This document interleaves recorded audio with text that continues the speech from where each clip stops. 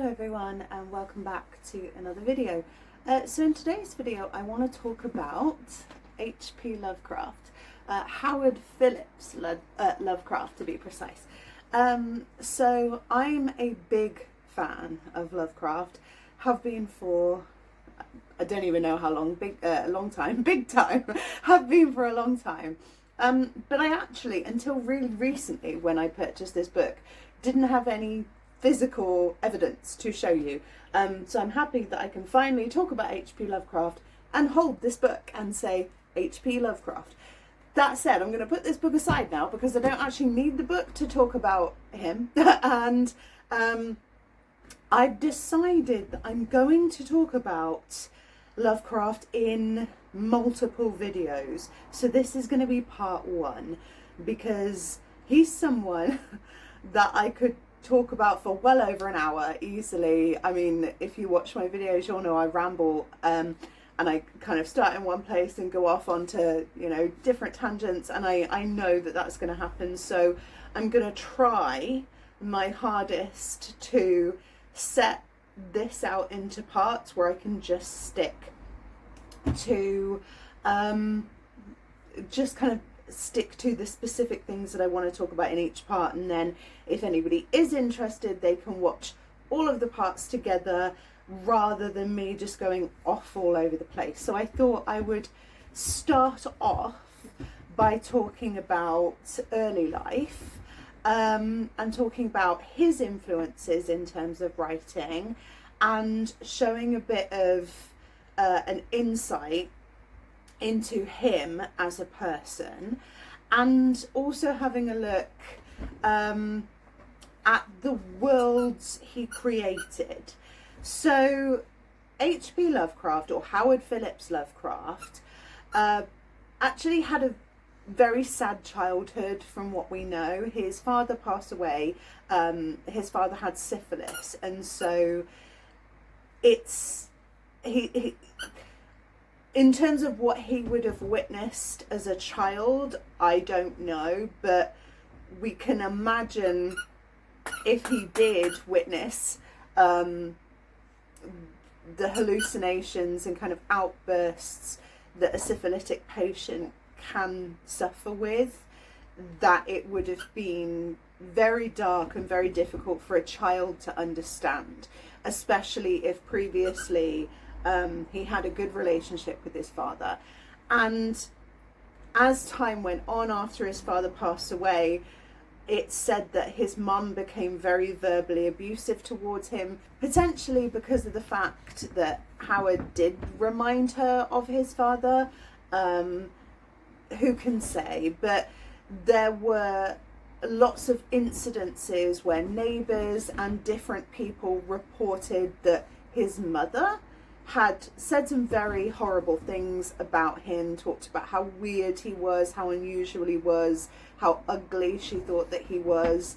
And it's no surprise that as a young child hearing these things, that's going to have a massive effect on your development. It's going to be traumatizing, and also it's going to affect your way of interacting with the world.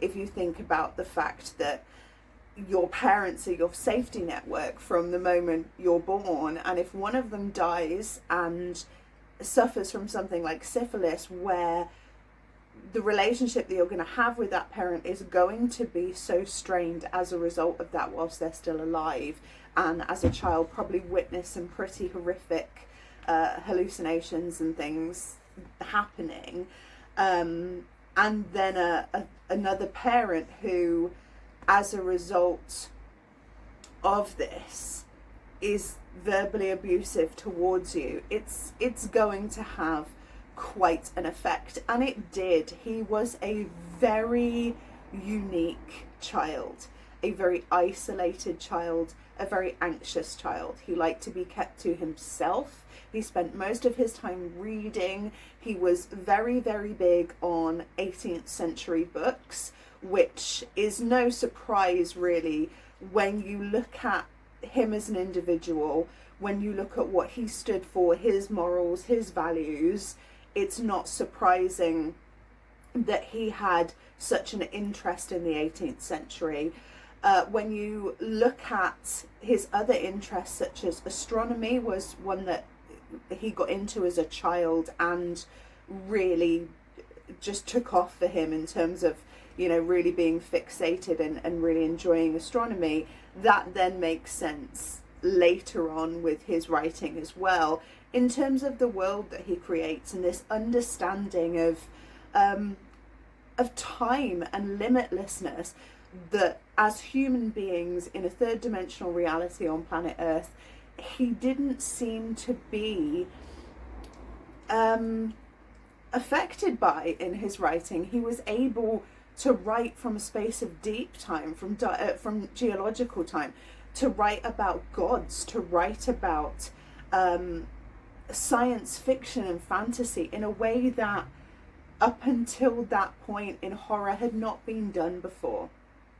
So he was famously very inspired by Edgar Allan Poe. It's very obvious in the way that he wrote that he was very inspired by Poe, but not in a sense of copying, in a sense of taking the general style and really, really running with it and creating something totally different, which I think is the best way, right? Inspiration by someone. And in doing so, he really created this entire shift in the genre of horror. Up until this point in the genre of horror, it was very much limited, not to say bad, but limited to the realm of humanity, limited to the third dimension. It was haunted houses, it was ghosts, it was those types of things where the stories were scary because we could empathize and imagine ourselves in these situations, and it was the creaks of things that happened in the night, and that's what was creepy. Then comes along H.P. Lovecraft and creates something entirely different, where all of a sudden what used to be kind of Gothic horror and things like that, that tended to end fairly happily, or at least come to a conclusion where our heroines or heroes would be safe for the most part. Now there was no real structure because this was something completely new, so all bets were off.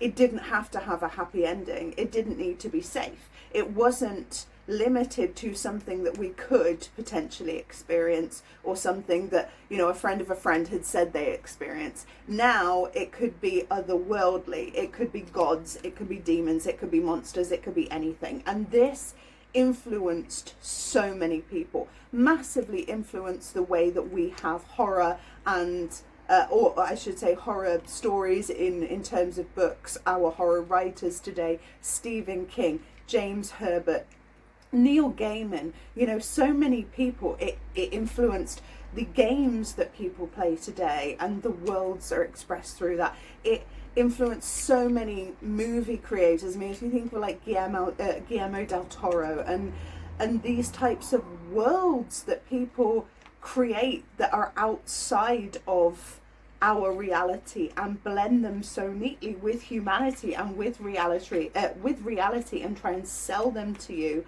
as a possibility.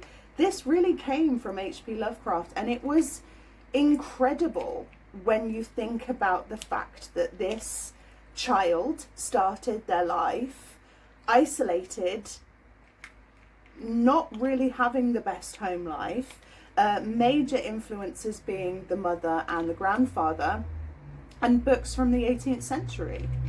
And it's really quite incredible to think that at some point all of these separate interests, reading, writing, astronomy, this incredible imagination, which I can only assume blossomed in isolation as opposed to, you know, the opposite, came up with such vivid worlds. Now, he wasn't actually published for quite a while. The first story that was published was Dagon, and I don't know if you've ever read it. If you haven't, I encourage you. It's a very short story. A lot of his stories are very short stories. I encourage you to. It is a story. This is going to be spoilers, okay? So it is a story about a man who is kind of cast adrift at sea, and he finds himself in the strangest situation where he witnesses what he believes to be some sort of fish creature, man type monster, and not knowing if he dreamt it, not knowing if he went temporarily mad, years later ends up throwing himself out of a window because he's convinced that this creature has found him and has like followed him his whole life. It's very strange, as many of Lovecraft's stories are, and this was his first published, but he did also publish a amateur magazine himself. Now, I want to touch on the fact that H.P. Lovecraft was quite popularly a racist, because I think a lot of people are like, oh, you know, I don't like him, he was racist, and fair enough. I don't know him, so I don't have anything to say about him. I like his work. I think his stories were incredible, and I like the worlds that he's created. As in terms of him as a person, I don't know him, never knew him, never will. Now, I do think it is unfair to hold someone of a different time to the standards that we hold today. However, if you personally do not like H.P. Lovecraft, for any reason, but most notably because of the racism, I completely understand. You don't have to tell me. That's all right with me. It makes no difference whatsoever to me. If you don't like me because I do like H.P. Lovecraft and the work that he created, that's also okay with me. You don't have to tell me. It's not like, it doesn't matter. Obviously, I'm not condoning racism. I would hope that that is a completely unnecessary thing for me to say, but hey, this is the internet.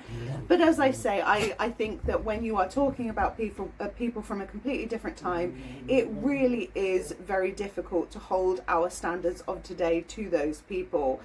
And I think that it is important to try and paint a more well-rounded picture of this individual as I move forward in this series, because not everybody is black and white and not everybody is a hero, and sometimes it can be the more negative choices that people make or the less favorable values that they hold that can lend themselves to their imagination, and that can actually create wonderful art and wonderful stories and wonderful music. Does that mean they're a good person? No. Does that mean I support their negative choices? No, it doesn't. But it also means, for me, two things can be true at once. And in this case, personally, yes, I know that H.P. Lovecraft was a racist, and I know that I also enjoy his stories. Those two things are separate to me. You don't have to share my opinions on that. Now, the reason I mention this is because in his published amateur magazine, this was where he would share a lot of these views, and he notably he got kind of a reputation. He already had a reputation locally because, number one, his mother would talk about how weird he was, but also he was such a recluse. So when he did come out, for whatever reason, out of the house and people would see him, it really was an odd occasion and people would talk about it. So when he did publish this magazine, it was no surprise that some of his opinions and values were not accepted by everyone. I don't know whether or not he cared about that. Who knows? What I do know is he, at this time, had a very tight circle of other author friends that he would keep in touch with, that would send each other letters, that he would give tips to in terms of writing. And so whether or not the general public was interested in what he was creating, I think it would probably have been more important for the type of person that he was at the time, that the other people in the area of his world of work that he also respected, that they were more on the same page as him rather than just random people in society, because let's face it, he didn't want to spend time with random people in society, and so we can only assume that maybe he didn't actually really like people at that point, or certainly not the average person at that time. Now, I've already gone on a little bit longer than I thought I would. Let me just check my notes to make sure that I've said everything that I wanted to say in this. Yeah, I've actually said more than I wanted to say in this one. Surprise, surprise. So I will come back with a part 2. I don't know if that'll be my next video, or if I'll probably space them out so it's not too much all at once, in case, you know, not everybody cares about H.P. Lovecraft. But I'm quite excited to do this, so do expect more. Okay, I hope you enjoyed it, and I'll speak to you guys soon. Bye for now.